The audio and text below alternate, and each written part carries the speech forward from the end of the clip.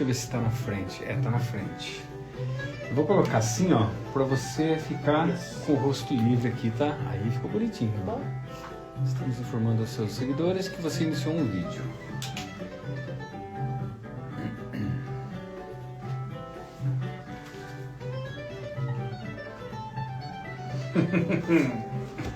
Faz tempo que eu não venho na rádio. Né?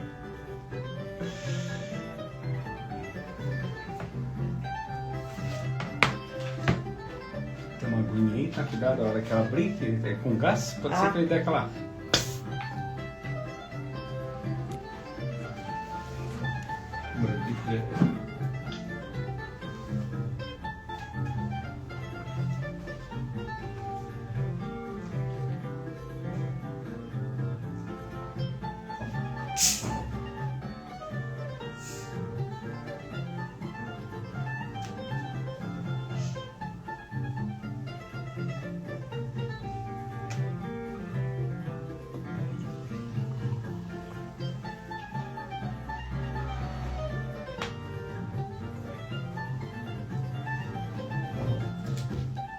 Memé. Memê, na verdade. Porque o acento agudo no francês é... vem do francês. Vem do francês. É uma das formas de chamar vovó em francês. Porque é do... parte francesa do Canadá, né? Na verdade, minha neta não fala francês. Eles estão na parte americana, a parte inglesa do Canadá, eles moram perto de Toronto. Mas eu falo, porque eu morei na França. Então tem mais essa referência. Sejam todos muito bem-vindos a mais essa edição do Garimpo da Arte Avarense. Eu aqui na apresentação, Maurício Albuquerque, ali na técnica de som, Maurício Bruno Damião. Maurício, boa noite. Como foi de feriado? Tá acabando. Que tristeza. Tá acabando. Hoje, pior que hoje dia de férias meus também. Hoje comemoramos 21 de abril, dia de Tiradentes, né? Sim. Tiradentes foi um grande ativista político, né? Que pregava a separação do Brasil de Portugal, né? Houve a crise do minério, da extração do minério lá no Minas, né? Mas dizem também que ele foi um herói bem plantado pela Nova República também. Depois, herói plantado pela Nova República. Eles precisavam de algum herói para chamar de seu, né? Chamar de meu, quer dizer. Mas teve outros também, digo assim, incompetentes que queriam separar o Brasil bem. Tem o Gerson Baiano, tem um monte de coisa. E ele foi escolhido por algum motivo. O lance do fascismo brasileiro já não vem de hoje, né? Daí é outra história. Tá. Maurício, sabe quem está aqui no estúdio hoje, cara? É uma autora de livro, arquiteta, foi conselheira de um monte de conselho por aí, né? E sobre isso e muito mais, a gente convidou Ângela Golim para participar aqui do programa com a gente. Inclusive, ela fechava a geladeira, né? A porta da geladeira aqui da rádio com a bunda, de tão acostumada com a rádio, né, Ângela? Nem fala, vim muito aqui. Ângela Golim, boa noite. Boa noite a todos. Obrigada pelo convite. Ter você aqui hoje. Prazer todo meu. Gostei muito do seu convite, achei bem legal. E uma ocasião tão especial, né? A ocasião do lançamento do seu segundo livro? Segundo livro. Ângela, sobre isso e várias outras coisas eu gostaria de me aprofundar nesse assunto com você. O que deu o insight?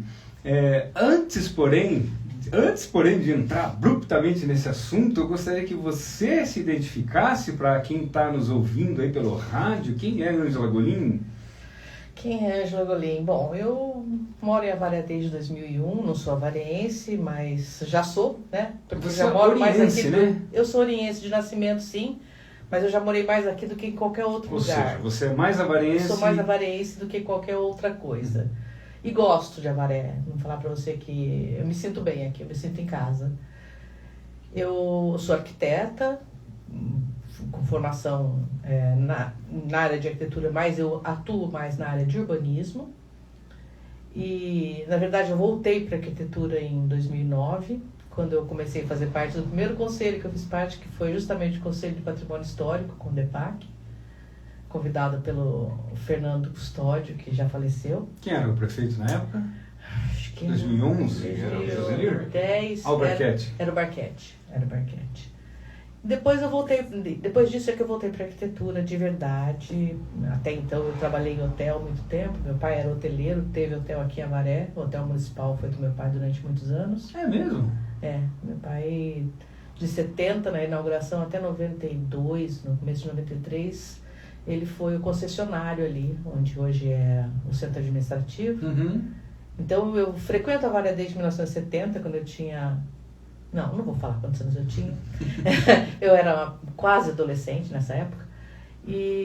Mas moro aqui mesmo. Na cidade desde 2009, mas morava na Represa desde 2001. Então gosto, sempre fiz parte de conselho realmente, porque eu achava que eu devia uma contribuição, um retorno de tudo que a cidade dá. Eu acho que a gente participar de conselho é um retorno para isso. E eu fiz com muito carinho durante muitos anos. Depois eu me afastei, fiz 6 anos no Conselho de Arquitetura e Urbanismo em São Paulo, como conselheira. E agora estou longe do Conselho de São Paulo, longe dos conselhos daqui. Os conselhos daqui estão um pouco dispersos, meio diluídos, sim. Infelizmente. Mas eu tenho uma mãe de 90 anos. Então hoje eu preencho muito do meu tempo com os cuidados com ela. Ela mora com você na Represa? Não, eu moro na cidade, eu moro ali perto da EMAPA. Ah, tá. E ela mora comigo, na verdade eu que moro com ela porque a casa é dela, né? Então sim, eu moro com ela. É uma via de mão dupla. É uma via de mão dupla. E Ângela, você sempre foi uma pessoa muito ativista, né? Eu lembro de você, assim, você estava em todos os lugares. Todos os acontecimentos, você estava lá. E lembro também que você tinha uma locadora ali em frente à delegacia da Polícia Civil. Isso. Né? Se eu não me engano, era Video Show. Video Show. Foi de uma outra Ângela antes de mim. Meu pai comprou, quando eu saí do hotel de Itapetininga, ele falou, olha, eu comprei uma locadora, quero que você vá tocar. Mas que...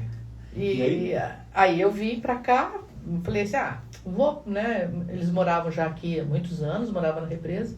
E aí eu vim e fiquei com a locadora de 2001 até 2007.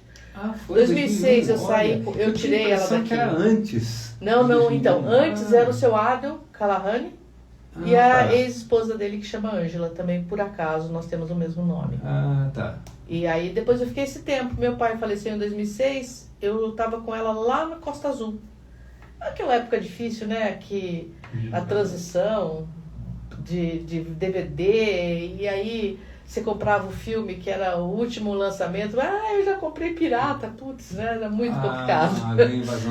E isso foi dificultando, e aí eu encerrei as atividades dela, vendi o estoque.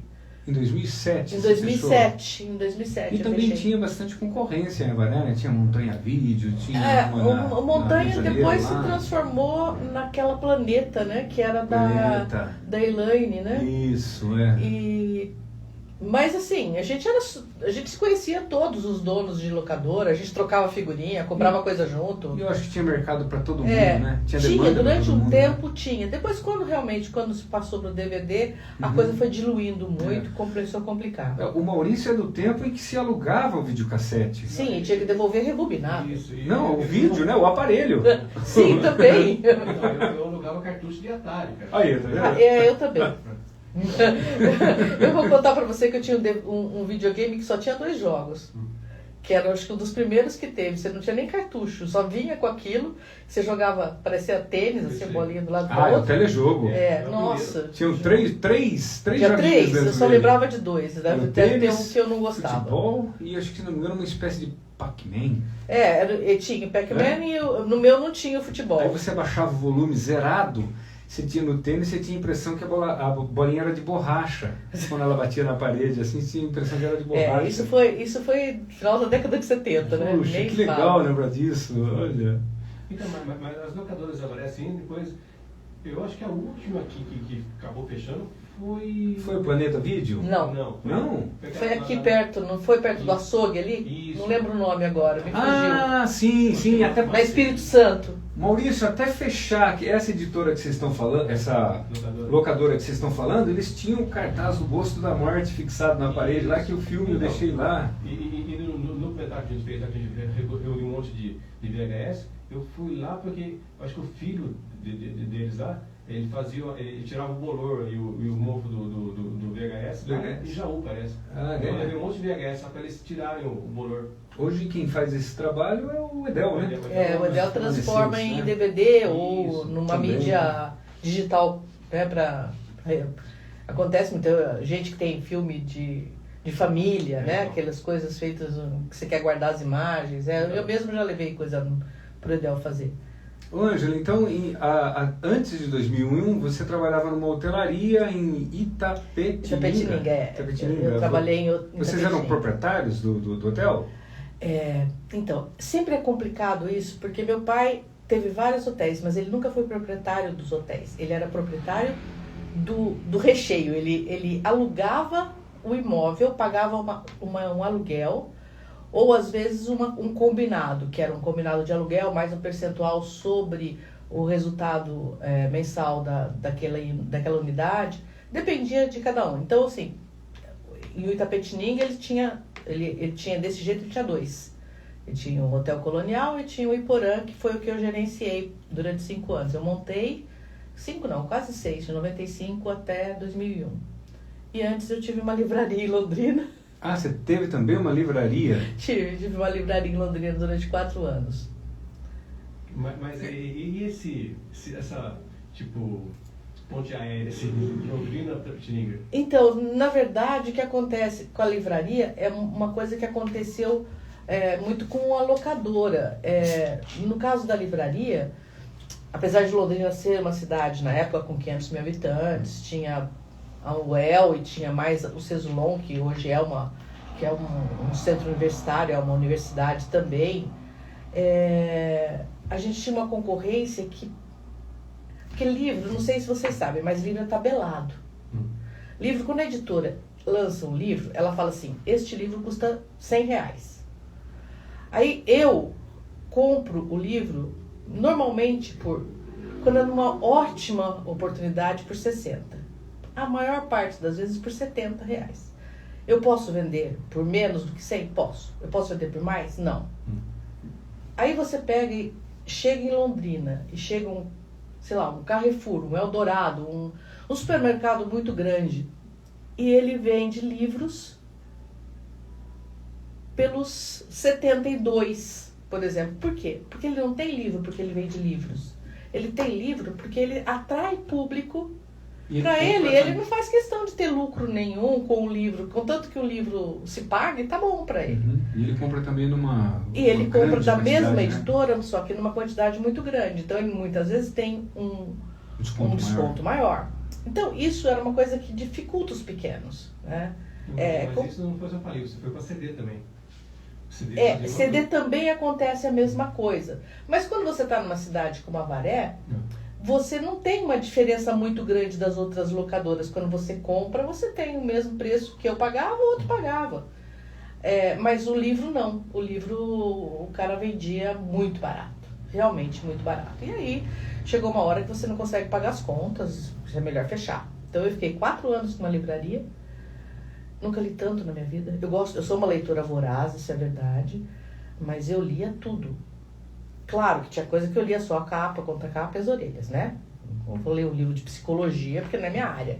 Mas, tirando os livros que eram mais técnicos, eu trabalhava com livros na área de humanas e toda a área de... Eu tinha muita coisa na área de esoterismo, porque eu tinha um público muito grande disso. E tinha os romances, né? Romance, nossa. Até para você poder indicar... Tinha umas revistas, né, que a gente recebia, né, e que te davam uns resumos, te contavam um pouco daquela... Né? Dava um spoiler, não contava a história inteira, mas te dava um spoiler do que se tratava, para que caminho andava aquele livro. E era interessante, e a gente comprava baseado nisso. Ou então baseado em capa, como muita gente faz, e eu faço até hoje.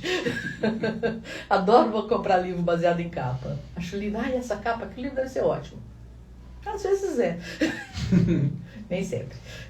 Mas então, assim, minha trajetória é essa. Quer dizer, eu tenho 45 anos de formada em arquitetura. É muito tempo. Mas eu fiquei muito pouco, realmente, nessa área. E como, Ângela, num país que lê muito pouco, como que é ser dono de uma livraria? Tem demanda? Tem saída? Então, tem se você achar o nicho certo. Né? A gente tinha um bom nicho, né? Que era justamente os esotéricos, né? Uhum. Esotérico era assim uma coisa... Eu tinha gente que lia tarô, fazia mapa astral, eles encomendavam coisas comigo. Você não traz tudo, porque o universo é muito grande dessas coisas, mas você trazia... E assim, o que as livrarias às vezes faziam? Elas pegavam e compravam... Na época era muito difícil para uma escola de inglês comprar um material, entendeu? Então a gente comprava livro importado para aula de inglês. Então determinadas escolas faziam um acordo com a gente. Olha, eu tenho 10 alunos disso, eles vão vir comprar, então eu preciso dos 10 livros e tal. Hoje em dia, isso ou eles editam o seu próprio apostila, ou eles compram, porque essas editoras internacionais, elas abriram a facilidade para você comprar online, né? Hoje até o supermercado dança com a compra online, né? Então, eu compro livro online, me desculpa, eu escrevo livro, mas eu compro livro online, né? Eu não compro mais livro em papel, eu só compro livro em papel... sim, o e-book. Eu só compro livro em papel quando é livro que é com ilustração. Então, alguns livros de arquitetura que tem toda uma questão do tratamento da cidade e tal, tem que ser em papel, porque o e-book não te dá essa qualidade. Mas se eu vou ler um romance, por exemplo, eu gosto muito de romance policial, eu compro no e-book, porque acabou, tá lá, eu tenho um monte lá, não tenho que acumular na minha casa, né? E eu leio dessa forma. Então, ter livraria, se você não achar nicho, você não vende. Se você ampliar, falar assim, eu vendo de tudo, não vende. Na época existia aquela livraria Saraiva, que era editora, né? Eles eram editores e a área deles era direito. Não tinha pra ninguém, eu não comprava um livro de direito. Pra quê? Concorrer com a Saraiva? Não dá. Então, esse era um nicho deles. Eles também não tinham nada de psicologia. Então, eu tinha muita coisa de psicologia por causa disso. Mas mesmo assim, a Saraiva como fechar também, né? Assim, você vê que todas as livrarias grandes hoje, tirando uma ou outra mais, né, que tem um tratamento diferenciado, tipo a Livraria da Vila em São Paulo, isso está indo em São Paulo, hein? Martins Fontes, que é uma editora e livraria. Então, mas essas fechou. Elas acumularam outras funções também, além de vender livro também, né? Sim, elas acumulam. Eu não vendia uma borracha, não vendia um clips, eu não vendia um material de nada de escritório. Eu vendia livro. E aí, infelizmente, não dá para vender livro, né? Eu leio uma série de livros que é escrita por uma autora canadense e se passa numa cidadezinha minúscula que tem, sei lá, 200 habitantes e tem uma livraria. Eu começo a rir, né? Porque é óbvio que isso é um desejo, mesmo no Canadá, é um desejo fundamental daquela escritora que uma cidadezinha de 200 habitantes consiga bancar uma livraria. Embora meu filho mora numa cidade que é meio que cidade dormitório, perto de Toronto, e o centro comunitário na frente da casa dele tem uma biblioteca que deve dar 2 da nossa aqui do Caique, pelo menos. É a terceira biblioteca dessa cidade de 28 mil habitantes. Puxa! Deixa eu estar que esse final de semana, passado, a gente foi lá para o sul da Bahia, ficamos hospedados numa pousada bacana, até, eu nunca tinha visto isso. Tem um cômodo lá que é uma biblioteca. Os livros etiquetadinhos, todos na prateleira, para você chegar lá, pegar e ler. Uma pousada com uma biblioteca do tamanho desse ambiente aqui. Mas eu acho que as pessoas, elas até leem, mas elas dependem de incentivo, né? Você precisa incentivar desde criança. Eu sou péssimo exemplo para isso. Eu tenho só um filho e meu ex-marido e eu éramos leitores desde sempre. Eu não me lembro da minha vida sem livro. E ele era outro que era desesperado, ele lia muito. Nossa, meu filho não lia nada. A gente queria bater a cabeça do menino e nossa na parede. Não é possível, a gente lê que nem louco. A gente compra o livro que esse menino quer e não lê. Ou seja, ele cresceu vendo vocês lerem, né? E sendo incentivado. Aí, magicamente, J.K. Rowling escreve Harry Potter. Pronto. Abriu-se as portas da... Hoje meu filho, a gente discute livros. Que bacana. A gente fala sobre, esse livro. Mãe, eu vi que tem tal livro assim, acho que você vai gostar desse livro. Então a gente troca ideias sobre livros, ele lê muito também. Só uma curiosidade, lá ele lê o mesmo que você aqui em inglês? Ou ele lê o mesmo português? Que eu em inglês. Às vezes, é raro ele ler em português, ele já não lia muito português aqui. Toronto é inglês ou francês? É inglês. Quebec, né? Que é francês. Quebec, a parte de Quebec é francesa. A metade do Canadá é francês, né? Na verdade, é um pedaço pequeno, viu? Mas é bilíngue, né? É bilíngue. Não, é assim, a parte francesa não gosta de falar inglês. A parte francesa é bilíngue. A parte que fala inglês não é tão bilíngue assim, tá? Eu sei porque eu vou todo ano, então já estou acostumada. Já faz 5 anos que eu vou para lá todo ano. Eu falo um pouco de inglês, me viro, dá para não morrer de fome, né? Mas quando você atravessa para o lado do Quebec, porque é Ontário, né? Que é o estado, a província onde está Toronto. Quebec é a província que faz divisa com Ontário. Quando você atravessa, é engraçado porque as placas vêm primeiro em francês, depois em inglês. Depois muda, né? Aí a pessoa te atende, qualquer atendente que vai te atender no restaurante, por exemplo, ele te recebe e te atende em francês. Se você falar que não fala ou falar em inglês, ele vai imediatamente passar para o inglês e continuar no inglês. Do lado de cá, não é assim não. Do lado dos ingleses, não é. Se você chegar falando francês, a pessoa vai ou procurar alguém, que alguém fala, ou vai falar, I'm sorry. É mesmo? Então, eu tenho um primo que ele fala as duas línguas, mas ele há muitos anos ele está em Quebec já, dá aula lá. Quando ele ia ter um tempo que teve que vir para os Estados Unidos, fazer faculdade de novo, porque lá ele não podia clinicar lá no Canadá. É verdade, é bem isso. Então ele e a mulher dele, que são notícias, fizeram em Harvard, ser odontologia de novo para poder clinicar, e sendo que ele era doutor já. Então ele teve que fazer 2 anos e meio para clinicar, e as filhas dele falam português, porque a escola fala lá, né? Não, menos português, fala espanhol, inglês e francês. A escola já ensina isso, né? Então, quando elas vêm para o Brasil, elas mudam a chavinha e falam português por causa das vozes, né? Mas é engraçado isso. A minha neta fala português também, mas francês ela não fala, só inglês. Então, Ângela, como você estava dizendo, a cronologia aí, né? Você tinha livraria, depois você foi para hotelaria lá em Itapetininga. Voltei para hotelaria, porque antes da livraria eu também fiquei já era da hotelaria. Eu fiz hotelaria do Senac, né? Depois da arquitetura eu fiz hotelaria e fiquei na hotelaria de 82 até 91, quando eu abri a livraria. Aí eu saí, fiquei na livraria e voltei para hotelaria mais 6 anos. E aí em 2001 você começa com o negócio de locadora, vídeo show, aí eu vim pra cá, vai até 2007 e depois de 2007? Arquitetura. Voltou para arquitetura? Na verdade, ou começou a arquitetura? Na verdade eu comecei. Ah, é? Poxa vida, mas foi um começo. Você é adepta dos começos raízes, né? Começar do zero a parada, a gente tem que se reinventar, sabe? Não dá pra ficar Você não tem medo desses inícios? Não tenho. É uma coisa. Você desbrava mesmo? Eu sempre fui assim, num negócio que eu... Não é empecilho para você começar um negócio do zero? Não. Eu já sei, hoje em dia, com 68 anos, eu já sei as coisas que eu devo ou não devo iniciar. Por exemplo, eu não quero nunca mais iniciar um negócio. Eu não nasci para ser proprietária.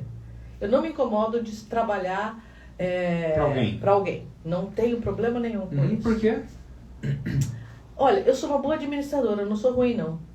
Mas eu acho que... Lidar com funcionário talvez seja um problema? Não, o funcionário é o que me incomoda menos. Lidar com toda a parte de compra, venda, impostos, isso tudo me incomoda brutalmente. Eu não tenho problema nem com o público, nem com o funcionário. Isso daí não me atrapalha em nada. Mas esse negócio de ficar, compra isso, compra aquilo, vê isso, aquilo outro. Ai, precisa pagar isso, isso aqui tem imposto, isso aqui tem que fazer de tal jeito. Nossa, isso me deixa louca.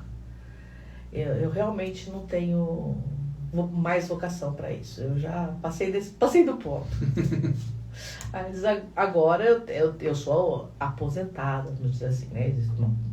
Eu tenho aposentadoria comum, INSS, não tenho aposentadoria especial, nada. Uhum.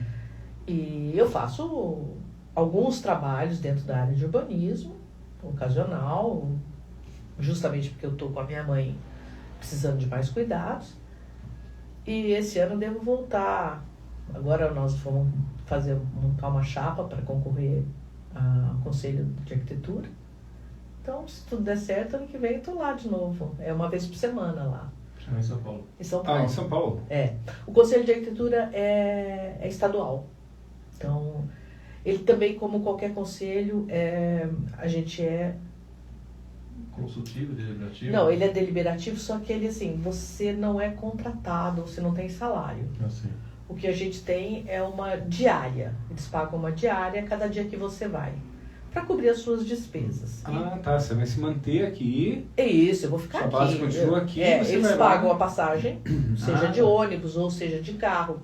Eles pagam reuniões, essa né? parte e você faz as reuniões. Uma parte às vezes é online e parte é presencial. Uhum. Eu passei 6 anos na área de fiscalização do CAL. Fui coordenadora da comissão de fiscalização. E agora eu falei, eu falei pro pessoal que está montando a chapa, falei, gente, eu topo entrar, mas não me põe para coordenar, não. Eu tô cansada, eu tenho mãe para cuidar, eu vou poder ir para São Paulo uma vez só. A coordenação, ele te requer muito mais atenção, muito mais cuidado, muito mais... O ano que eu fui coordenadora, os 3 anos, eu viajava, porque tinha as reuniões nacionais. Então, você tem muito mais trabalho para fazer. Então, eu quero uma coisa... Quero voltar, porque eu acho que a Areja dá Sim, claro. te dá uma nova visão das coisas. E aqui em Avaré também, a gente falava em off aqui, que você também foi bastante atuante, né? Você acabou de me dizer que você participou de praticamente todos os conselhos. O de cultura, por exemplo, eu participei. O de patrimônio histórico, o conselho do plano de Condepac, que foi meu primeiro. Depois eu fiz parte do conselho de... Antes de você avançar, só dá um esclarecimento para quem está ouvindo, a gente de repente não conhece, não sabe o que é o Condepac. O Condepac é um conselho que faz de... Condepac? Bom, os conselhos municipais, eles atuam em áreas específicas, né? Normalmente, na época que eu atuava, eles eram deliberativos, né? Eles tinham reuniões normalmente mensais, e o conselheiro ele é indicado por associações ou representantes da sociedade civil não organizada. Às vezes tinha essa modalidade, ou então da sociedade civil organizada. O de patrimônio histórico, o que ele fazia? Ele fazia levantamentos sobre imóveis que tinham interesse de patrimônio histórico, tentava fazer uma análise, porque geralmente ele é composto de pessoas leigas. Por acaso eu sou arquiteta, por acaso minha área durante um tempo foi patrimônio durante a faculdade. Não é por acaso o seu interesse, né? Então assim, tinha isso, então eu tenho algum conhecimento técnico, mas o ideal era você ter uma equipe técnica que avalia tecnicamente um imóvel, ver se ele está apto a ser tombado, né? Tombado não é derrubado, não. Para não acontecer o que aconteceu com o predinho da puericultura, né? Do sábado para o domingo, aquilo foi ao chão e... A Casa Verde. A Casa Verde. O lugar onde a Farmácia São Paulo, aquela casa de Ferreira. Porque tem gente que parece que tem a informação que essa casa parece que vai ser tombada. Eles tombam antes de ser tombada. Eles tombam de outra forma. Né? Que realmente existe essa ideia de que um imóvel tombado perde valor. Na verdade, sim e não. Eu vou ser bem franca para você. Fazer uma reforma num imóvel velho, não tombado, é uma coisa. Fazer um restauro no imóvel tombado é mais caro. Você tem que procurar usar a mesma técnica, o mesmo material. E dependendo do nível de tombamento que aquele imóvel tem, você tem tombamento, por exemplo. É só a fachada. É a fachada ou o interior? É a fachada, o interior e o motivo pelo qual ele existiu. Então, por exemplo, o fórum. Se o fórum é tombado, como o velho, o do Bugras, aquele que está indo, está quase em ruínas, nós vamos ter em breve ruínas em Avaré. Ele podia ter sido tombado só o externo. Aí por dentro você podia reformar. Isso. Por fora você tinha que manter a característica e o formato, tudo. Mas tem alguns aqui que foram tombados integral. Você tinha que manter, se ele era residência, ele nunca vai poder ser outra coisa, isso que é o problema. Então, assim, existia pouco conhecimento de quem fez alguns tombamentos, e aí tinha que ser feita uma revisão de todos os tombamentos de Avaré, como é que eles agem, tinha que ter sido feito isso. Infelizmente, o conselho, quando ele foi criado aqui em Avaré, ele é antigo, viu? Ele chamava antes Condebens, ele não chamava Condepac. Nós mudamos o nome. Mas ele precisava ser melhor estudado, essa questão toda, e precisava ter se não tivesse um corpo de especialista, pelo menos ter algumas pessoas que pudessem ocasionalmente fazer uma análise técnica dos imóveis propostos. Tenho a impressão que o governo do estado leva essa questão do tombamento mais a sério que os governos municipais, né? Ainda assim é deficitário. Se você vê, nós temos em Avaré também 3 casos de tombamento estadual. Os 2 fóruns, mesmo que está caindo aos pedaços, ele é tombado pelo Condefat, que é o órgão estadual. Sim. E o fórum, que é do Paulo Mendes da Rocha, o projeto, que é um arquiteto, foi o arquiteto que fez aquele projeto, ele ganhou o prêmio com aquele projeto. E o outro era a estaçãozinha. Lá da Major Rangel. É tombada pelo Condefat paulista também, lá da Major Rangel. Ainda que acho que o governo passado interviu ali, tirou todos os ocupantes. Só tirou os ocupantes. Prédio, já começou na época do Poio. A gente já fez esse movimento na época do Poio. Foi o Poio que assinou com a SPU, que é a proprietária, a cessão de uso daquela estaçãozinha para Avaré. Mas a prefeitura não tinha dinheiro. O que ele fez? Entrou com uma ação contra as pessoas que moravam lá. Porque o único jeito de você tirar, sem ser desse jeito... tem que ser, porque você tem que dar um lugar para a pessoa morar. Você não pode jogar as pessoas na rua. E tá certo, tem que arrumar um lugar para as pessoas morar. Então tem que ter uma ação. Demora isso. Infelizmente a nossa justiça é lenta. E isso chegou até o governo seguinte, que foi o do Jô. Aí conseguiu tirar e só fechou. Entendi. Então foi um processo que foi se arrastando. Isso, tudo é lento, um processo que é lento, exatamente. Tá. Eu não sei em que ano do Poio foi que nós fomos lá, na Secretaria do Patrimônio. Eu me lembro dessa movimentação. Foi uma loucura. Então, assim, sim, existe, ela está na mão da prefeitura, só que a prefeitura não só não tem dinheiro para mexer, como não sei se não sabe ou se não tem ninguém que possa fazer, entrar naqueles fomentos que existe do governo federal, tá? Tem o Projac, a lei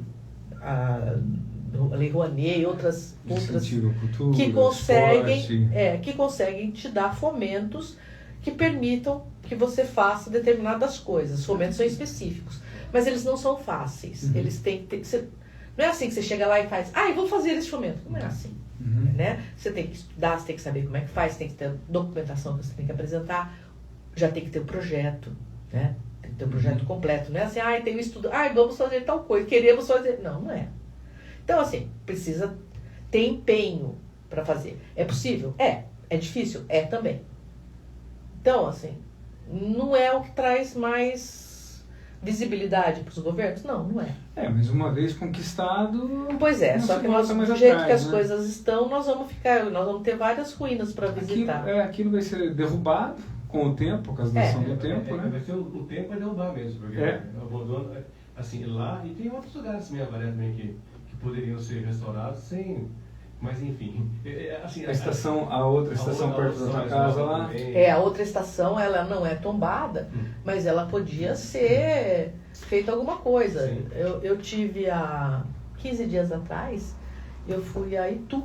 Então, eu ia falar justamente Itu. Itu que é uma cidade tem mais de 400 anos e conserva muito. Tem o trem que chama Trem da República. Isso, você sai de Itu e vai a Salto. São 7,5 km feito em 1 hora.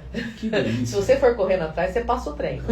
mas é super bacana. Nós somos em 4, só para fazer isso. Nós somos a Itu, pegamos o trem lá, fomos até Salto. A gente fez Pode voltar ou não? Voltamos para Itu, ainda já almoçamos lá no restaurante da estação. É um passeio. Você vê, 4 pessoas saíram de Avaré, foram para lá para fazer isso.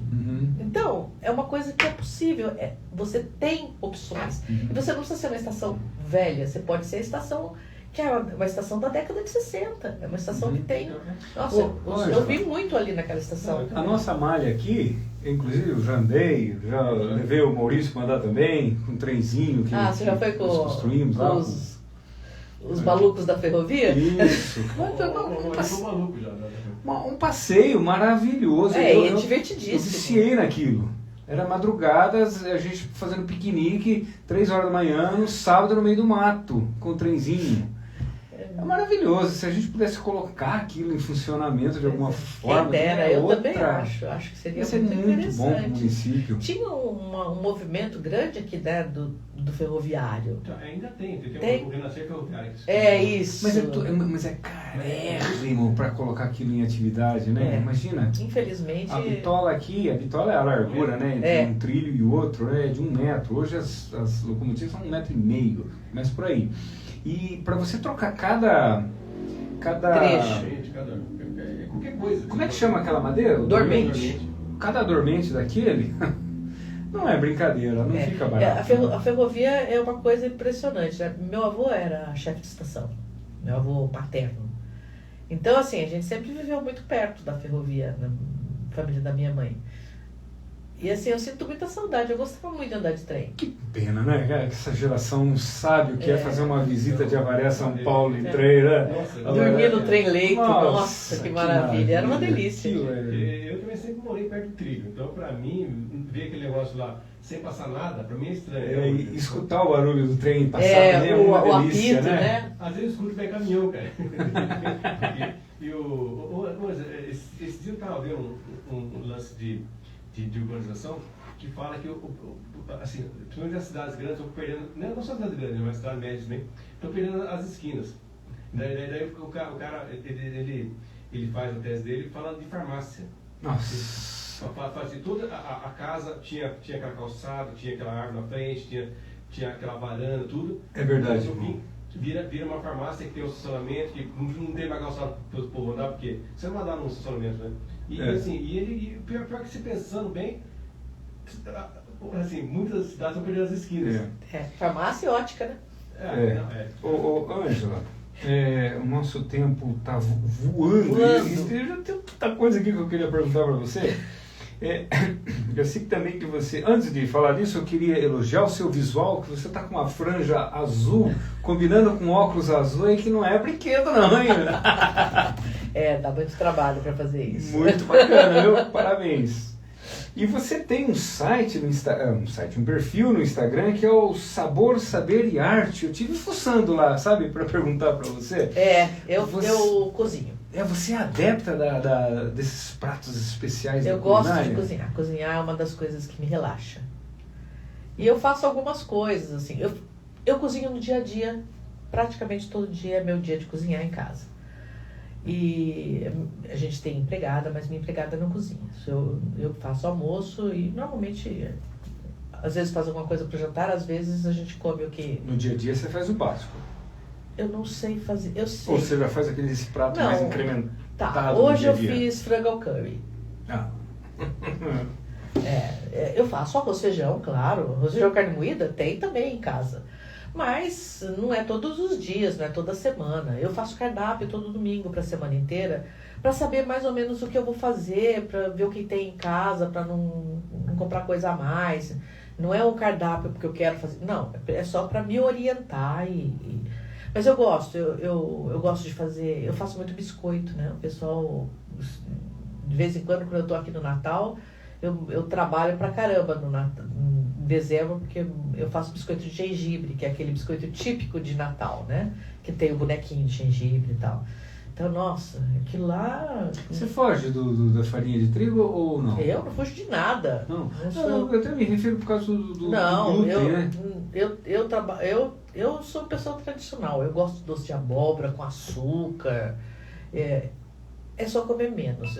Se você não tem... se você não tem intolerância, é só comer menos. Né? Não precisa se entupir. Né? Comer um pouco menos que dá pra encarar. Mas se tiver bom... mas assim... Só. Às vezes até pra mim é difícil, viu? Eu gosto muito de doce, então às vezes é triste. E você continua alimentando o perfil lá do Instagram com os pratos? Quando eu lembro, porque como ultimamente está um pouco corrido, um pouco trabalhoso o dia a dia, eu acabo esquecendo. Às vezes eu ponho lá, então hoje eu fiz tal coisa, por acaso eu não tirei foto, mas outro dia eu fiz barreado, eu pus, então, mas não fiz o barreado, vou ser bem sincera, não fiz o barreado tradicional, aquele que põe farinha para tampar a panela, não, eu fiz na panela de pressão mesmo. Também. Você fez para os amigos ou fez? Não, eu fiz em casa, só para nós mesmo, de casa. Tá. Porque é uma carne mais até barata, porque é o meu do acém, então é uma coisa mais em conta, né? Ele rende, só que tem que deixar lá 3 horas na panela de pressão. Você imagina quanto tempo se fosse na panela fechada com farinha, dá muito trabalho. A culinária para mim é um universo paralelo. Eu só sei sentar e comer. Meu pai cozinhava, meu avô tinha restaurante. É difícil a primeira vez que cozinhei para minha família, eu fiz um jantar na churrascaria do meu avô. Eu fiz um jantar para minha família. Primeira vez eu tinha 12 anos. Que legal. Então eu cozinho faz muito tempo e gosto de cozinhar. Tanto que eu vou para casa do meu filho, eu passo 40 dias lá, 40 dias cozinhando. A minha nora já fala assim, olha, não vai embora daqui se não tiver tal e tal coisa no freezer. Então, você é mãe do Otávio. O Otávio mora no Canadá, né? Isso. E você é avó da Manu. Sou avó da Manu. Né? Que é filha do Otávio. Isso. Você estava contando pra gente que você vai praticamente uma vez por ano. Uma vez por ano. Canadá. O ano passado eu passei o Natal com eles, Natal Ano Novo, né? Passagem para esse ano. E agora este ano eu vou em outubro. Ambos são, o Otávio e a esposa são brasileiros? São brasileiros, minha neta nasceu aqui no Brasil e eles foram para lá há 5 anos. Já têm, vamos dizer, o equivalente ao Green Card, né, que o pessoal conhece mais, eles já têm. É mais fácil para se obter esse Green Card canadense do que o americano? Não. Já foi. É? Já foi, mas não é tão fácil, não. Eu me lembro que a gente ouvia muito dizer que o Canadá requisita muita mão de obra. É verdade. Ainda continua assim? Então, hoje está um pouquinho diferente. Teve um pouco de retração nessa questão da imigração, porque eles estão com uma crise. É uma crise especialmente na área de imobiliária. Eles não têm casa para as pessoas morar. E assim... como todo país, os empregos mais baixos na escala, acabam indo para imigrante e para os refugiados. O Canadá é um país que não pode recusar refugiado. Não pode recusar. Está na Constituição deles. Então, eles têm bastante refugiado. Então... E às vezes, o pessoal que vem refugiado, você pode ver, às vezes tem um médico no meio. Só que ele chega lá, ele tem que fazer 5 anos para ele conseguir ser médico. Porque não tem equivalência. Diploma. O diploma não tem equivalência. E aí ele tem praticamente que fazer toda a faculdade. Então o que ele vai ser? Ele vai ser um cuidador de idoso. É isso que ele... Às vezes você tem um médico cuidando de idoso lá. O cara que tem um conhecimento muito maior, fazendo um serviço muito inferior. Mas eles têm esse problema. Mas é um país maravilhoso, é um país muito legal, apesar do frio. O teu filho e a tua nora fazem o que lá? Hotelaria. Eles trabalham com hotelaria ou eles estão estudando hotelaria? Não, eles trabalham. ela está na área dela de vendas, né? Ela vende um hotel Park Hyatt, que é no centro de Toronto. E ele trabalha no mesmo hotel, só que ele é diretor de alimentos e bebidas. Angela, e como é que é o canadense com relação a estrangeiros? Ele é tolerante, ele é intolerante como americano? Eu conheço poucos. Eu conheço poucos canadenses. A vizinhança deles ali, onde eles têm mais integração, e as amiguinhas da escola, algumas, eles são todos filhos de imigrantes. É como se o meu filho já tivesse nascido lá. Então, eu brasileira, ele canadense, mas filho de brasileira. Os amigos deles, hoje, têm esse tipo de relação. Então, a fulaninha é filha de italianos, mas os pais já moram no Canadá, ela nasceu no Canadá. A vizinha do outro lado é persa. O outro lá é vietnamita, que também veio para lá e já nasceram lá. Então, é um país de muito imigrante. Assim, canadense raiz mesmo, acho que eu não conheço nenhum. Só conheço canadenses que são filhos de imigrantes. É um país como o nosso mesmo, né? Nós temos muita imigração aqui. Sim. Lá também. É bem parecido nesse ponto de vista. Brasileiro raiz aqui, só se você falar do povo indígena, né? Ou então das famílias quatrocentonas. A vantagem é o clima nosso aqui, né? Mas eu gosto de frio, viu? Você gosta? Gosto. Eu gosto. Olha, eu dispenso. Eu vou agora no outono, então Você vai? O problema do inverno é que assim, não dá pra bater perna na rua. De resto, você não sente frio. No outono você já pode bater perna. É mais frio que o nosso inverno, mas ainda assim dá pra bater perna. Tudo daquela eletrostática, né? Nossa. Vai por a chave no carro, toma choque. Você toma choque o tempo inteiro. É impressionante. Você toma choque até de encostar na pessoa. Sim, e você vê a faísca à noite, você vê a faísca. Você tira uma blusa de lã à noite escuro, você vê as faísquinhas. Você vê a faísquinha. Parece mentira, mas é assim mesmo. Muito seco, é um frio seco. E vamos entrar então no motivo pelo qual você está aqui. Nós vamos ter que fazer outro programa. Você escreveu, já está no segundo livro, né? O primeiro a gente vai mostrar aqui para você. Boa noite para o Dorival, boa noite para o Marcelo Sabuguinho de Castro. Ele está mandando uma mensagem para você aqui, Ângela. O pai dela, o pai da Ângela Golim, era o grande Sérgio Golim, do Hotel Municipal. Exatamente. A gente comentou, Sabuguinho. Ângela escreveu Primeiras Lembranças de Vovó, e o seu mais novo livro é As Histórias de Memê. Não, esse é o Primeiras Lembranças. Esse aqui, que é As Histórias de Memê. Esse é o primeiro. Esse é o primeiro. Tá. Esse se passa no tempo antes desse. Mas esse foi lançado primeiro. Eu escrevi dessa forma. O primeiro ela contando e o segundo ela lembrando de coisas que ela já tinha feito com a avó. É uma história que tem muito a ver com a vida real. Tá? Está muito baseado na sua relação. Na minha relação com ela, mas também tem muita coisa, como ela mesma falou, vovó, a gente não fez isso. Ela fala pra mim, vovó, a gente não fez isso. E aí? Eu falei, então, mas ficção. A vovó escreveu, a vovó inventa algumas coisas. É assim que funciona o livro. Não é que tudo que está no livro acontece. Então, este aqui, Histórias de Memê.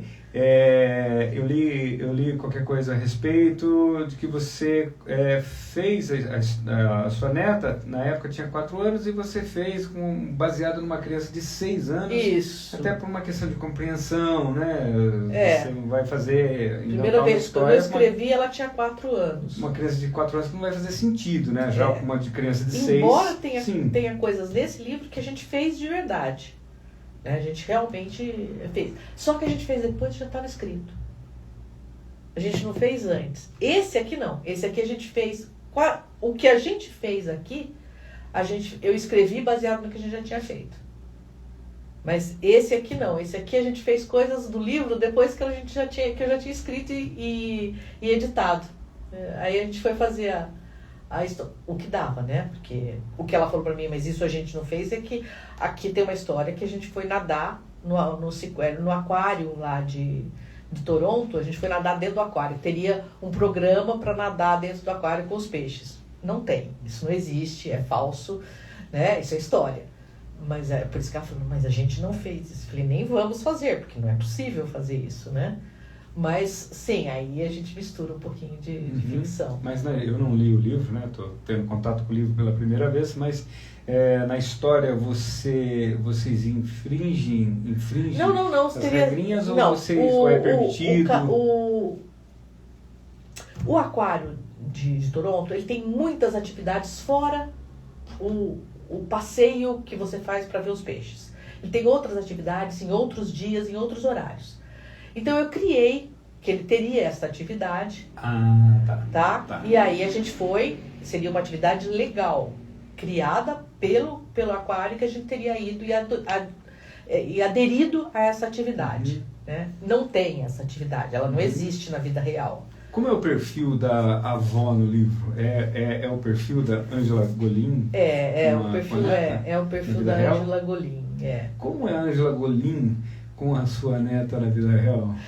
Você sabe que a minha neta outro dia virou para mim e falou assim, vovó, eu tenho muitas avós. Na verdade, por acaso, a mãe dela tem a avó, a mãe da mãe dela, e tem a madrasta, porque o pai e os pais da mãe dela se separaram e eles casaram novamente. Então ela tem 2 avós do outro lado, e eu do lado de cá. Mas só você é maluca. Ou seja, você é a mais legal. Então eu sou a avó que tem cabelo azul, eu levo papel crepom para pintar o cabelo dela. Você tem uma tatuagem no braço, Maú? Eu vou ler para você, Maú. Você tem uma tatuagem no braço que diz: And after all, we're only ordinary men. Pink Floyd. Eu ia jogar a bola pro Maú ali para ver se ele tinha sacado de que letra é essa música. Essa foi a última que eu fiz. Eu tenho 14 tatuagens. 14? Então, mais uma coisa que a minha neta acha que eu sou maluca. Porque, afinal de contas, eu tenho 14 tatuagens. As outras avós dela não têm tatuagem nenhuma. Ou seja, você é uma eu sou uma avó liberal, fora assim, do padrão habitual. Padrão da... Eu faço comida com ela, ela faz bolo comigo, ela come resto de bolo igual eu fazia com a minha avó. Mas só que eu tenho outras coisas que... hoje a gente não é uma avó como os avós da gente eram, né? A avó da gente com 50 anos era uma velhinha. Eu tenho 68. Quando a Manu nasceu, eu tinha 61 já. Eu não era uma jovem senhora. Eu já era uma pessoa de 60 anos, já era uma idosa. Do ponto de vista legal, eu já era uma idosa. Então, Mas é uma avó que compartilha o então, tempo assim, com a neta da melhor forma, né? Vamos lá no tal lugar assim? Não. Eu sempre eu pesquiso passeios para fazer com ela quando eu estou lá. Coisas diferentes que ela não faz quando eu não estou, né? Então, por exemplo, ano passado, ano retrasado, a gente foi passear naquele ônibus hop-off, sabe aquele que tem 2 andares? De turista, né? De turista. Uma delícia aquilo. Um frio do caramba. E vocês lá em cima? Fomos lá em cima. Aí passa tem um lugar numa ponte que o cara fala assim, olha, essa ponte aqui assim, vocês não podem ficar em pé aqui em cima. Claro que no caso dela, que tem 7 anos, podia ficar até em pé em cima do banco, que não ia bater na ponte. Mas aí eu ainda briguei com ela, tá chegando a ponte, abaixa a cabeça. Ela abaixou a hora que passou embaixo da ponte. Meu pai fazia isso com a gente, aqui na ponte, na empresa de lancha. Meu pai falava, abaixa a cabeça, vocês vão passar na ponte. Todo mundo abaixava. Aí a gente copia algumas coisas, né, dos avós ou dos pais da gente. É natural.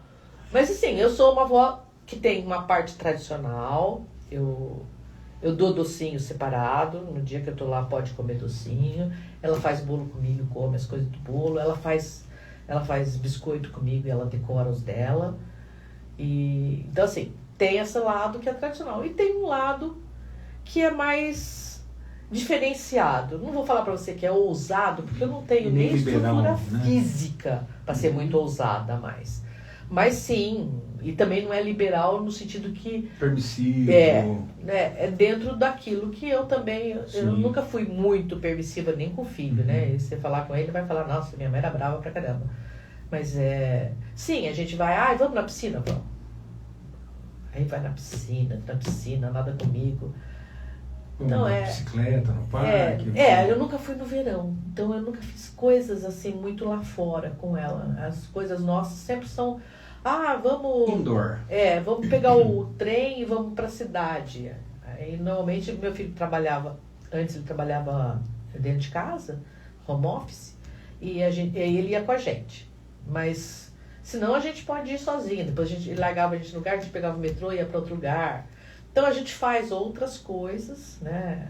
Ela deve curtir pra caramba quando você leva vai as lá, coisas né? pra ela pendurar, põe tatuagem daquelas que não é de chiclete, que é mais bonitinha um pouquinho hoje em dia, assim. Então a avó chega sempre tem um monte de coisa louca pra... E no meio dessa monte de coisa louca surgiu a ideia de escrever um livro. Não sei, é uma coisa muito difícil de te dizer, porque eu não lembro como é que aconteceu. Nem ela. Um dia eu sentei e essa história surgiu. Eu comecei a escrever. 2 dias depois eu tinha escrito 3 livros. 10 dias depois eu tinha escrito 8. Eu tenho todos ainda. Todos precisam de revisão. Nenhum deles, só tenho esses 2 prontos, tal. Mas sim, a ideia agora é eu e o Thiago, a gente pretende, cada 1 ano e meio, 2, a gente tentar fazer um. Porque agora não temos editora. A gente que faz, a gente que diagrama, a gente que manda imprimir e a gente mesmo que vende. Então a gente faz pouco, é mais pro nosso prazer, não é um negócio para ganhar dinheiro, a gente só não quer tirar do bolso. Então, se a gente pagar, para nós já tá bom. E vamos aproveitar que a gente está falando disso, a pessoa está ouvindo a gente lá no Instagram, está ouvindo a gente pelo rádio, sentiu curiosidade, quer adquirir o livro, como é que faz? Entra em contato com onde? Você pode ser pelo meu telefone, né? Que é 14 981 61 39 00. O Thiago tem um escritório ali naquela... Sabe o prédio ali da Paulo Novaes? Que é na frente de onde era aquele shopping antigo lá, onde tem o açaí? Sei. Aquele prédio na frente tem uma galeria. Aquela galeria que entra... Isso. O Thiago tem escritório, então tem sempre livro lá, direto. Pode passar lá e comprar. E eu deixei alguns naquela papelaria criativa. Na Criativa também. Também deixei lá. E agora, terça-feira que vem, dia 28 é terça-feira, né? Vai ter um collab de algumas boutiques aqui de Avaré. E a Paula me convidou para ir. Vai ter Arezzo, a boutique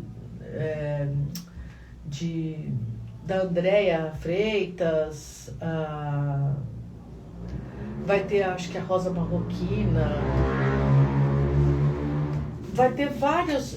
É uma tarde, não é uma noite nem nada, não é um lançamento, mas é uma tarde que eles marcaram e ela me convidou. São boutiques que vão São lojas de roupa, concentrar num determinado local e você vai lá para expor seus livros. Ela falou, na verdade, esse aqui eu não tenho nem como levar, né? Porque eu só tenho um. Eu já preciso até combinar com o Thiago se a gente pode refazer ele, porque ele está num formato que tem isso aqui, que nesse aqui você pode ver que não tem. Isso aqui não dá para fazer nesse tipo de impressão. Isso aqui encarece muito o livro, sabe? A qualidade do papel, a qualidade do papel um pouquinho também... diferente, essa capa é mais dura, mas o miolo é similar. E aí a gente vai... Eu vou tentar reimprimir. A qualidade do papel é diferente também, não? De um pro outro, não? Porque esse é outra marca. Mas é similar. Vai ter... dia 28, na Rana Dávila Boutique. Das 15 às 18. Onde fica a Rana Dávila? Rio de Janeiro, número 1000. Na Rio de Janeiro, número 1000. Vai ter Mari Carvalho, Andréia Freitas, Dona Mora, Rosa Marroquina, eu, Templo Zen e Arezzo. Vai rolar um chá e assim um encontro. E uma, como é que eles chamam lá? Eles chamam de um outlet também? Não sei, vai rolar sorteio de brindes. Ah, A dona dessa boutique é a Paula, que é dona do escritório de contabilidade, ali, União Contábil, e a gente faz contabilidade com ela há muitos anos. É ela que me convidou para ir levar meus livros. Então eu vou ter que... Esse eu vou levar só para as pessoas olharem que ele existe, infelizmente. Mas o outro eu tenho para vender. Então vai ter lá terça-feira. Essa concentração de boutiques vai ser no dia 28 de abril? 28 de abril. Terça-feira que vem. Terça-feira que vem? Das 3 às 6 da tarde. Das 3 às 6 da tarde. Isso. Na Rua Rio de Janeiro. Na Rua de Janeiro 1000. Isso. Nessa... Que é um boutique. Da União? Não. Um pouquinho para cá, né? Porque na Rio de Janeiro é mais pra cima. É no prédio ali, já não é? Pelo número? Perto do Itaú? Não, é ali perto daquele prédio Eldorado, do edifício Eldorado. É na esquina da Matriz. Na esquina da Matriz? É. Ah, aquela esquina? Isso. É verdade. Pelo Acho número? que é por ali, pelo número é isso mesmo. Perto do empate, né? Então, eu nunca fui, porque eu não sou uma boa compradora de roupas. Você pode ver pelo estilo, né? Camiseta preta, calça preta. Eu não fujo muito do óbvio. Então, para quem está interessado em adquirir o seu livro, o telefone é 14 98 161 3900, né? Isso. Ou a pessoa pode também ir até a Papelaria Criativa. Ou passar no escritório do Tiago. Que fica ali naquele prédio em frente ao Suco, ali na Paulo Novaes. Isso, em frente ao Açaí ali. Cadê meu irmão lá? Faz propaganda já. É da sua irmã? Já Prédio, então já fazemos a propaganda do Açaí. Ah, que legal, não sabia, cara. Então... Bem na frente, é só atravessar a rua. Isso. Depois do Açaí você pega o Pão Livre. O Tiago é arquiteto como eu, então a gente tem Nós temos várias coisas em comum. Nós temos dele, né? Oi? A ilustração do livro. A ilustração é toda dele. É uma modificação de IA, né? Ele manipula através de inteligência artificial. Algumas coisas que estão no livro são fotos que eu mandei para ele e outras não. Outras ele criou baseado no texto, né? O Thiago é irmão do Alexandre, não? Sterling? Sim. Ele é sobrinho do Alexandre Sterling. Sobrinho. Porque é uma família talentosa também, né? O Dorival Cruz já esteve aqui no programa, um professor de arte, né, escritor também, escreveu um livro muito interessante, veio aqui no programa falar sobre o livro dele. Ele está fazendo o seguinte comentário aqui, que escrever é difícil. Eu diria que produzir uma coisa do nada é difícil. Só que ele complementa aqui, mas revisar é terrível. Revisar é muito complicado. Quando você lê aquilo que você escreveu, você não consegue enxergar muitas vezes. Então a gente conta com outras pessoas, né? Claro, porque pode ter duplo sentido, né? Você quis dizer uma coisa... E especialmente quando você está escrevendo um livro, que foi... O livro, a história, quem está contando a história é a criança. Então, eu também não posso pôr na boca da criança palavras que crianças não usam. Então, eu me permiti algumas licenças no livro. Então, por exemplo, ela não fala para você, ela fala pra, né? Então, algumas eu não admiti erros de português, porque aí eu acho que está errado você ensinar coisas erradas. A menos que fosse uma criancinha que estivesse balbuciando, aí você não tinha jeito de modificar. Mas ela não comete erros de português. O que ela comete essa linguagem coloquial. Linguagem coloquial, exatamente, dentro do dia a dia. Porque senão ia ficar artificial o livro, né? Uma criança falando português formal. Exatamente. Então sentido, tem né? isso, né? Mas a gente conta com os amigos nessa hora. Essa hora, pra fazer a revisão. Amigo, você fala assim, pelo amor de Deus, lê pra mim, vai ver o que tá errado aí. E a última revisão foi a mulher do Tiago, ela é advogada, a Mariana. Então, a última revisão foi a Mariana que fez. Ela me sugere, e aí a gente discutiu as sugestões. Algumas foram acatadas, outras eu expliquei por que não.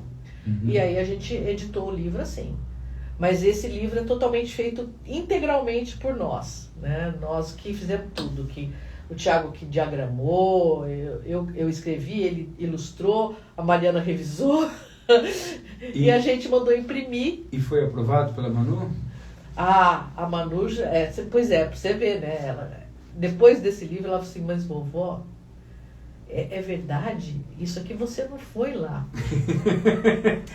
Esse aqui a gente não fez, esse aqui eu não fui. Realmente tem uma das aventuras aqui, das histórias, que eu não fiz, né? Você não foi lá. E não tem isso perto da minha casa.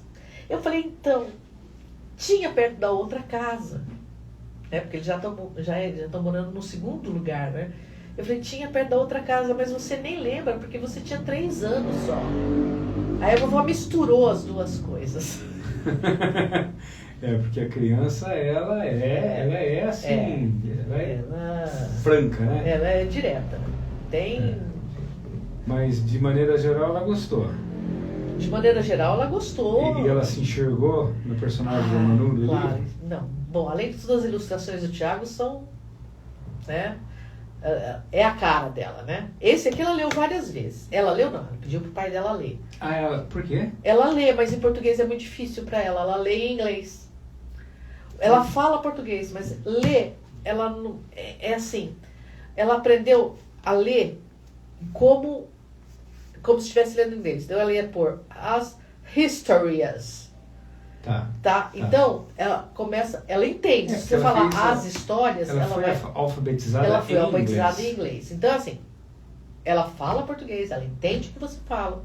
Ela entende se você lê para ela, mas ela tem dificuldade de ler em português. Ela lê em inglês, mas eu não vou escrever em inglês por causa dela, né?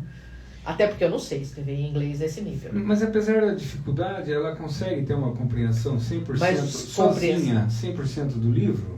Se você lê para ela compreende tudo. Não, e ela lendo sozinha? Então, em inglês ela compreende tudo. Não, mas em português mesmo. Em português ela perde justamente por isso, porque a palavra ela vai ler e ela às vezes não consegue ler com a entonação correta. Então, aí ela se perde na palavra. Que interessante isso. Né?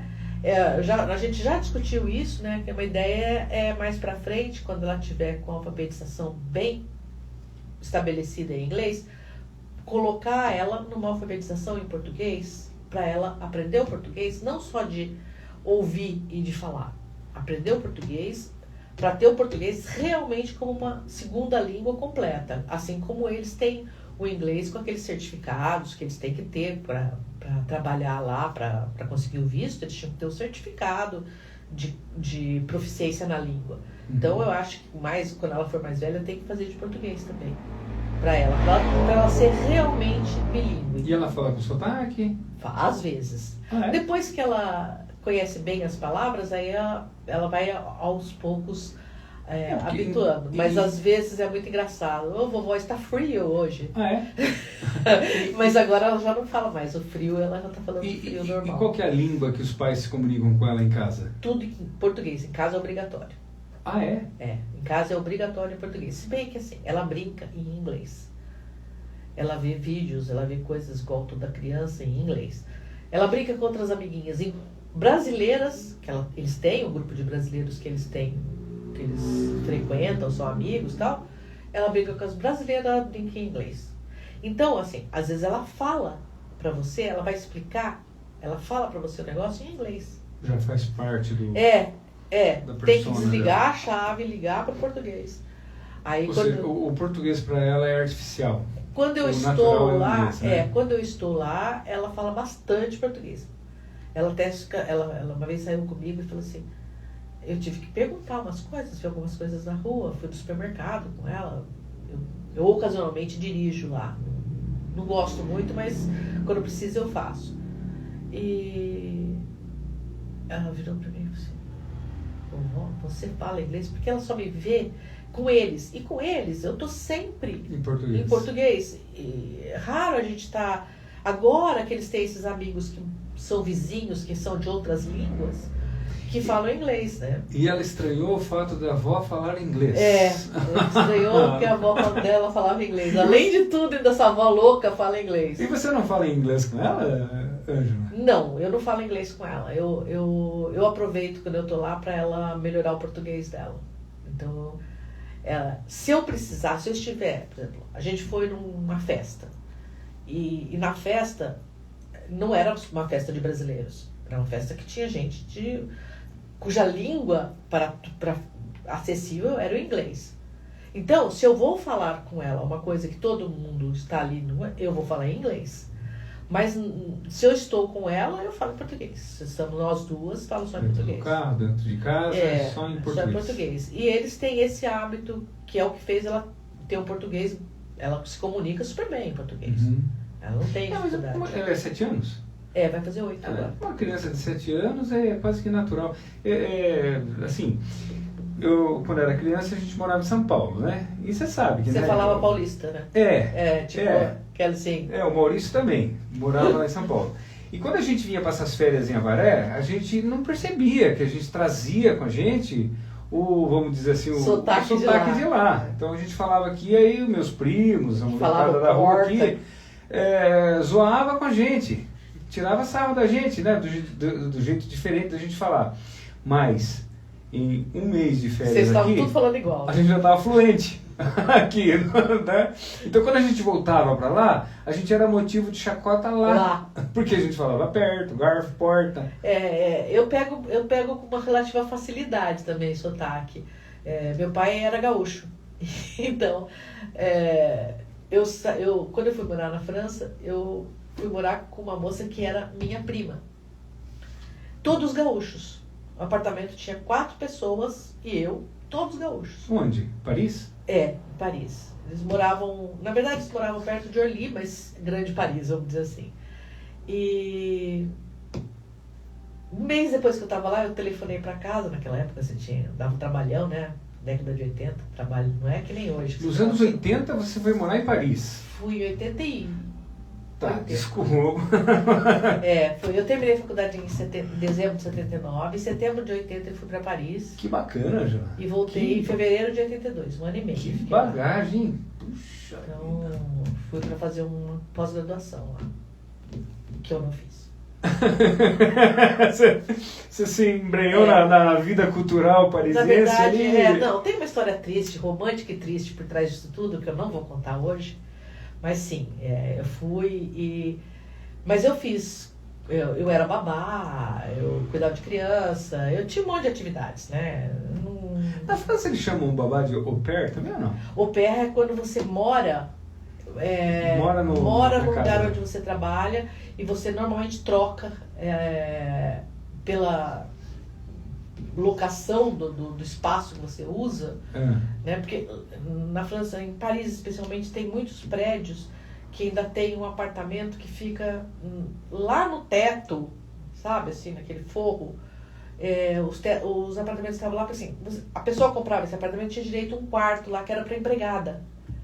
E esses quartos fazem parte destes apartamentos. Normalmente esses maiores, tal, que as famílias pegam au pair, eles cedem esse quarto para a pessoa que vai cuidar das crianças ou da criança. Eu não morava onde eu trabalhava, então eu era babá mesmo. Babysitter, que não tem uma palavra em francês para isso. Eles falam babysitter, que o francês adora transformar tudo com um sotaque francês. Mas eu não era au pair, porque não tinha essa relação. Mas eles costumam, às vezes a pessoa fala que ela é au pair porque fica mais fácil do que ficar explicando. Mas eu fiquei 1 ano e meio lá. E você estudou francês, aproveitou para estudar francês nesse 1 ano e meio lá? Porque eu saí daqui depois de um curso de francês de 3 meses, cheguei lá, não sabia nem como é que era a água. Deu um branco total. Primeira vez que eu fui cuidar do menino que eu cuidei durante esse 1 ano e meio, Olivier, eu não sabia ligar o fogão da casa dele porque era elétrico. Tive que pegar o telefone e ligar para minha prima e falar, escuta, como é que faz para ligar o fogão aqui? Aí ela me explicou. Ele pediu água, ele me puxava, ele fazia ler para ele, eu aprendi muito lendo para ele. Olha só. Porque ele corrigia minha pronúncia. Ele tinha 7 anos, Olivier. Então você fala francês e você fala... eu falo francês hoje em dia com um pouco mais de dificuldade, porque a gente não treina, então o vocabulário escapa. Eu falo inglês... Relativamente bem? Eu diria mediano, dá pro gasto. O que você fala mais, francês ou inglês? Depois de um certo tempo, o inglês eu penso em português e eu traduzo. É mais complicado. O francês não. Lógico, nos primeiros 5 minutos eu me perco até em francês, né? Porque não tenho hábito mais. Mas depois de um certo tempo, para mim, eu transfiro. Eu não estou mais falando. Para mim, falar em francês é igual falar português depois de um certo tempo. Realmente foi minha segunda língua durante muito tempo. Quando eu morei em Boston, de 99 a 2001, acho que foi mais ou menos isso. Houve uma época assim que eu não sabia se eu estava... Sabe quando você não tem mais a noção assim, se você está pensando em inglês, se você está ou pensando em português, se você está falando... sabe quando você perde completamente a... Hoje não, hoje eu já estou enferrujado, já a gente bastante... Não pratico, não falo, né? Então eu tô bem lentão hoje em dia. Mas a gente volta rápido. Sonhar, por exemplo, sabia se eu estava sonhando em inglês ou sonhando em português. Quando eu estava lá.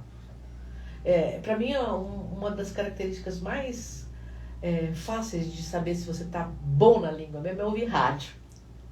Não rádio como a gente está aqui conversando de uma forma calma, tal, mas ouve um cara fazendo uma transmissão, né, que fala depressa, notícia no rádio. Nossa! É um bom exercício. O dia que eu entendi isso, eu falei, pronto, agora eu estou falando francês. Realmente falo. E hoje eu tenho mais ou menos, eu escrevo relativamente bem, tirando acento, porque acento em português é assim. Você escreve em francês, pega um saquinho cheio de acento. Quando você terminou de escrever, você pega e joga em cima. Onde cair tá bom, porque tem muito acento. É assombroso o francês. Nesse ponto o inglês é tão mais fácil. Sem dúvida. Sem dúvida. Não é à toa que a língua, né, a língua internacional. Eu falo um pouquinho de italiano, porque meus avós falavam, então eu tenho um pouco de conhecimento da língua, mas é aquele negócio, né? Eu sei falar comida, nome de comida, eu sei até em alemão, que eu não falo, não sei contar nem até 6, né? Mas nome de comida a gente sabe porque, para não morrer de fome, a gente faz qualquer negócio. Você pode ver que pelo estado da pessoa, que a pessoa gosta de uma comidinha. E né? Golin é de origem italiana. Italiana. Do norte da Itália. O Castellani, que é da minha mãe, eu não tenho o sobrenome Castellani, mas é o sobrenome da minha mãe, que também é do norte da Itália, e meu pai, Golin. Tem uma parte do norte da Itália, do Vêneto, que normalmente perdeu o I final. Né? Então poderia ser Golini. E aí perdeu. É que nem o Pierre Cardin, ele é da parte italiana, ele seria Cardini. Mas ele ficou chique, aí é Pierre Cardin. Como é o norte da Itália, não é o toscano que vocês falam. Não, é o Vêneto. Então não é o paulista que a gente fala da moca do... O Vêneto, o Vêneto era o segundo idioma, né? Quando a Itália unificou, eles escolheram o toscano, né? O idioma da Toscana para idioma oficial. O segundo da lista era o Vêneto, justamente. Tem algumas coisas parecidas, mas tem bastante coisa diferente. Mas eu aprendi o italiano. Tá. Eu fiz... É o toscano mesmo. Exatamente. Então, assim, é mais fácil eu entender o italiano toscano do que o italiano vêneto, porque... Porque se você falou que tem origem gaúcha, lá no sul, eles falam bastante o vêneto mesmo. Falam. Meu avô e minha avó e meu pai falavam. E quando eles não queriam que as crianças entendessem o que eles estavam falando, eles falavam italiano. Angela, o Dorival Cruz, o escritor, está perguntando aqui, outros livros também têm temática parecida com os já publicados? Todos eles são histórias com ela. Tá? Infanto juvenil. Vai até os 10, 11 anos, mais ou menos. É que eu escrevi todos, eu não sei se eu vou publicar tudo um dia, mas assim... É mais um lance de hobby no teu caso. Isso, mas assim, a ideia seria ir até os 10, 11 anos, né? Porque a partir daí, tem aquele momento em que não é nem criança nem adolescente, e depois passa a ser adolescente, né? E agora eu tô com uma ideia, mas eu não sei ainda se eu vou conseguir desenvolver. Me deram essa ideia e eu achei, no começo eu achei loucura, mas agora eu tô achando interessante, que é escrever alguma coisa que chama-se Conversas com a Minha Mãe. A minha mãe tem 90 anos, né? Ela tem todas as características de uma pessoa velha. Ela não é só idosa, ela é velha, né? É uma pessoa ótima, lúcida. Mas tem as suas lentidões, tem os seus esquecimentos, tem aquelas coisas que ela repete 87.412 vezes. Ela já repetia com 40, imagina com 90. Então, tem aquelas conversas que depois de anos a gente se senta e conversa com a sua mãe como se a sua mãe fosse alguém mais ou menos da sua idade, né? Aquelas conversas tipo, então, sabe, mãe, o grande problema de você ter filho jovem, que ela teve, quando eu nasci ela tinha 21 anos, é que quando você fica velha, sua filha tá velha, você tem 90, eu tenho quase 70, olha que dificuldade que é cuidar de você. Se você tem dor no joelho, eu também. Você tá com artrite, eu também. Então, sabe, assim, escrever alguma coisa contando um pouco isso para as pessoas que passam essas coisas com seus pais idosos. Eu ainda não sei, tô achando difícil. Eu tentei alguma coisa, mas ainda não engrenei, não. Embora nada do que escrevi tenha sido tirado do nada. Tirou de situações reais. Algumas reais, sim, né? outras pelo menos com personagens reais, né? Não é fácil escrever. Escrever é difícil, porque você fica sempre naquela balança, né? Eu escrevo e eu quero que a coisa saia boa mesmo, ou eu escrevo porque eu preciso escrever, né? Então, como escrever não é a minha profissão, eu acho que para quem escreve como profissão, tem todo dia que nem vários escritores eu sei escrevem todos os dias. Precisa escrever, é uma necessidade pessoal. Para mim não é, para mim é um hobby. Eu sempre gostei muito de todo quanto é tipo de coisa ligada à cultura, né? Eu não sei tocar nada, eu tenho uma voz medonha, eu não sei cantar nada. Eu já estudei piano, já estudei violão, já estudei flauta, não toco, só toco CD em casa. E cantar eu não canto, porque se eu cantar, pelo amor de Deus, nem eu me aguento. Mas eu amo música. Você gosta de literatura, de cinema. Eu gosto de cinema, de literatura. Eu gosto de tudo que está relacionado à cultura. Tudo. Então, é uma coisa assim, é divertido. Então, isso aqui é uma diversão também, é uma parte de mim que está aqui. E de uma certa forma, não deixa de ser um legado que você deixa, né? Um registro, quem escreve um livro, a gente comentou aqui, né, Maurício, no programa passado, né? É como se você se eternizasse, né, Ângela? Quando você escreve um livro, você deixa aí, outras pessoas lerão. E eu acho assim, legal, quando a minha neta for avó, ela pode falar, olha, minha avó escreveu isso pra mim, né? Mesmo que tenha parado, que eu pare no segundo, terceiro livro, não importa, né? Alguma coisa eu estou deixando pra ela. Sim. Então eu acho isso bacana. Também acho. Menino, nós passamos tudo isso da hora. Ângela, eu queria agradecer demais a sua presença, foi um bate-papo super legal. Passou depressa, né? Estouramos o nosso tempo aqui até. Muito obrigado por você ter aceito vir bater papo com a gente. Eu que agradeço, foi muito divertido. Quando você. E nem comentamos que você já trabalhou aqui na rádio. Né? Você foi colaboradora, né? Do Foram anos. Nos programas aos sábados. Os programas que ele tinha de sábado. Sábados pela manhã? Era, sábado das 10 das da 9 manhã. ao meio-dia, talvez? Meio-dia. Era um programa longo, né? Eu fazia a programação musical pro programa dele. Mas... Quanto tempo você trabalhou? 2 anos? Acho que 3. 3 anos? Foram 3 anos. Ele começou o programa e aí ele falou assim, escuta o meu programa de sábado. Sério? Vou escutar. No sábado. Sábado. Aí eu escutei. Aí ele falou, outro sábado, eu falei, e aí, o que você achou? Eu falei, mãe, eu acho que sim, o programa é legal, tem umas coisas bacanas, mas essa música é muito ruim. Quem fazia a Ninguém. discoteca? Ele falava, põe qualquer coisa aí. Não era o foco do programa. Não era o foco, era só pra... Entendi. Eu falei, quantas músicas você usa pro programa? Ele falou, umas 10.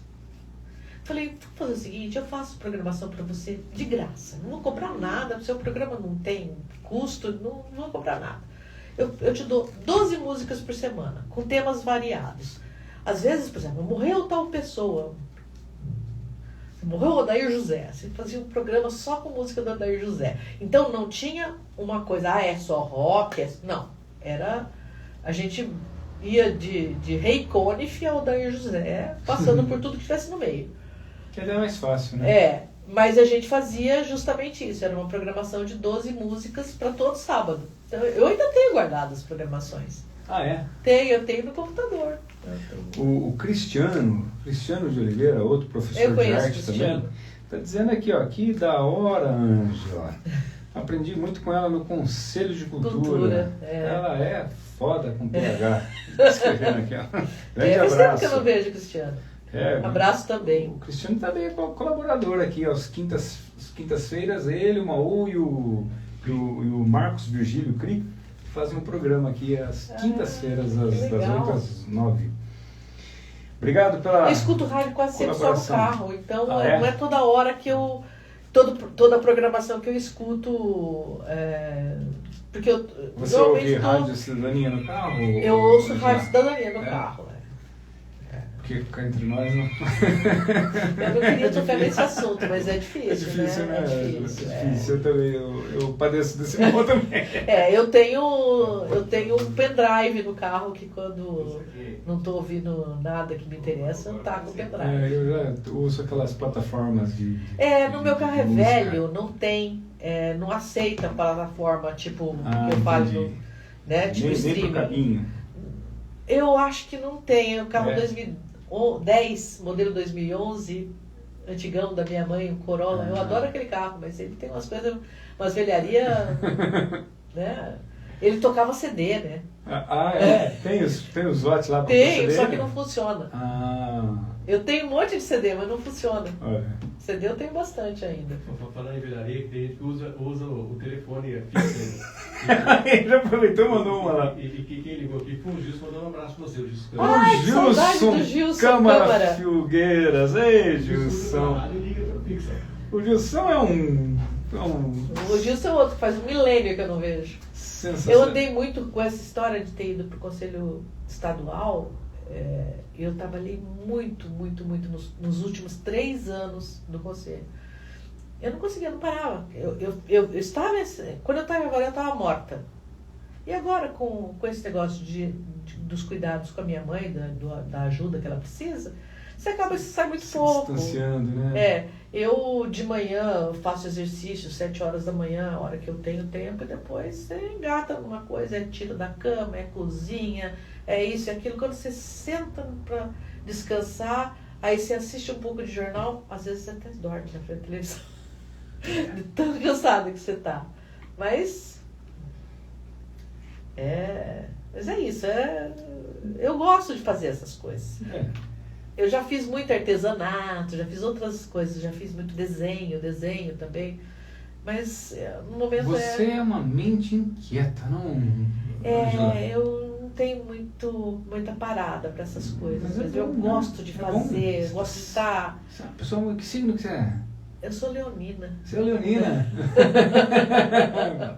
Sou uma leonina. Eu não sou brava, não. Mandona sim, brava. Mandona. Mandona eu sou.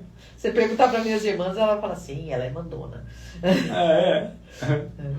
O Cristiano tá lembrando aqui, Maurício, que quinta-feira é um programa fanzine especial em ocasião do aniversário dele. Olha isso. Foi aniversário dessa criatura aqui. Que beleza. Comemoração atrasada. Parabéns, Maurício. 55 anos? Pois é. Parabéns, cara. Eu vou tocar a música de 71. De 1971, mãe? Que legal, cara. Eu vou fazer em julho. Meu aniversário é no final de julho. 69. 69? Chegou bem, hein, Angela? 69. Chegou bem.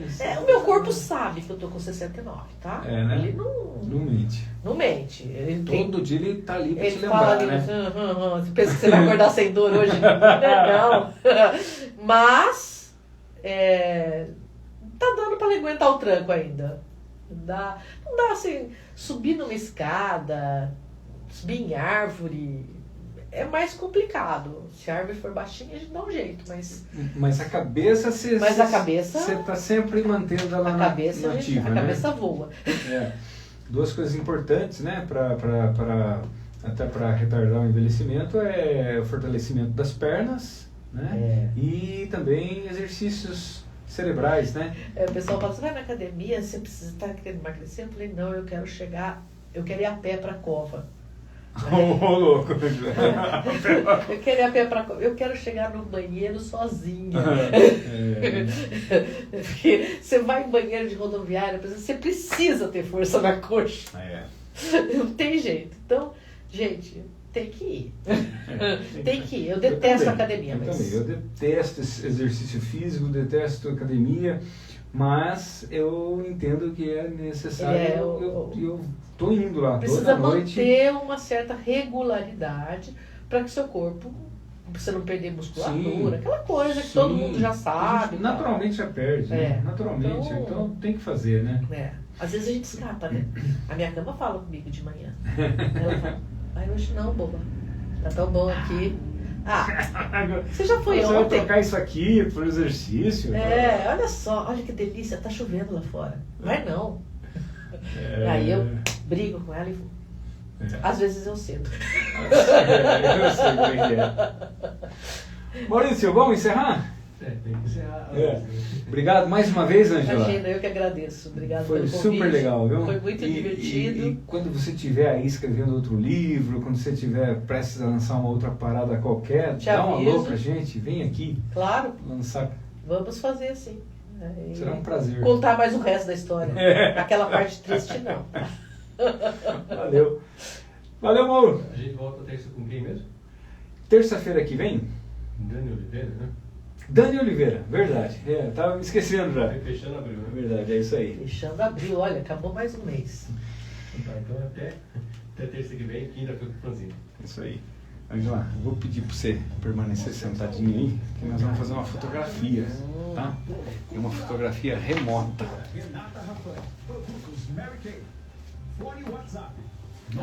Ele entrou.